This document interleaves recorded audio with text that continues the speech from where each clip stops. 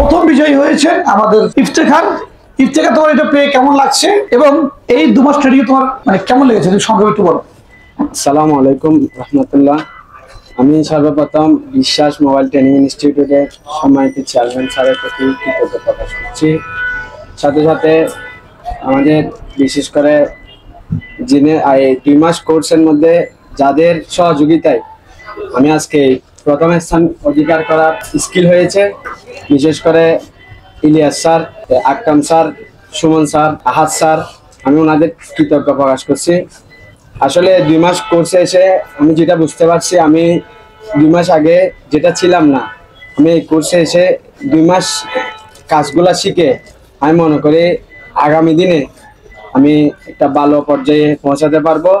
আমি বেশি কিছু চাই না, বিশ্বাস মোবাইল ট্রেনিং ইনস্টিটিউটের পক্ষ থেকে এবং স্যারদের থেকে একটা আশা কামনা করি, সেটা হচ্ছে সামনে যদি আমরা কোনো দোকান অথবা কিছু নিয়ে আমার চিন্তা ভাবনা আছে, আমি এই বিশ্বাস ট্রেনিং ইনস্টিটিউটের সর্বোচ্চ সহযোগিতা আমি কামনা করছি।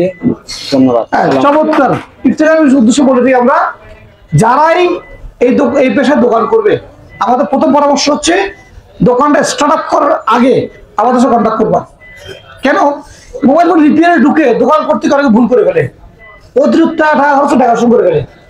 সে শিখছে মোবাইল ফোন রিপেয়ার, সে কি করে মারামারি টাকা ঢুকে দেয়, চার্জার কিনে কতগুলা, ফোল্ডার গ্লাস কিনে, কাভার কিনে, তার সব দেখা যায় কি মোবাইলের যন্ত্রপাতির জন্য টাকা খরচ 1 লাখ টাকা, আর বাকি মাল কিনতে চলে যায় 4 লাখ টাকা। এখন ঘটনা হচ্ছে যে তুমি যে চার্জার কিছু 10 পিস, এই 10 পিস থেকে বেচা হয় মাত্র 4 পিস, আর 6 পিস তোমার সহজে মূর্তি পৌঁছে যাবে। আর সার্ভিসিং করে 500 টাকা ইনকাম করবা, 500 টাকা পুরোটা ক্যাশ থাকবে, তাহলে লাভটা কোথায়? এটা অনেকে বুঝে না।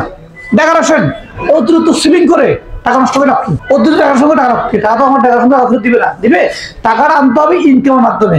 ইনকাম করার জন্য যে সার্ভিসিং রিলেটেড যে কম্পোনেন্ট, যে পার্টস যেগুলো লাগবে, এগুলো মূলত দিতে হবে। ঠিক আছে? তার কাজেই দোকান করার জন্য যে কোনো সাপোর্ট, যখন যেরকম সাপোর্ট প্রয়োজন, সব ধরনের সাপোর্ট সহযোগিতা আমরা করব। বিশ্বাস সবসময় সবার পাশে ছিল এবং থাকবে। ধন্যবাদ সবাইকে, ভালো থাকবে।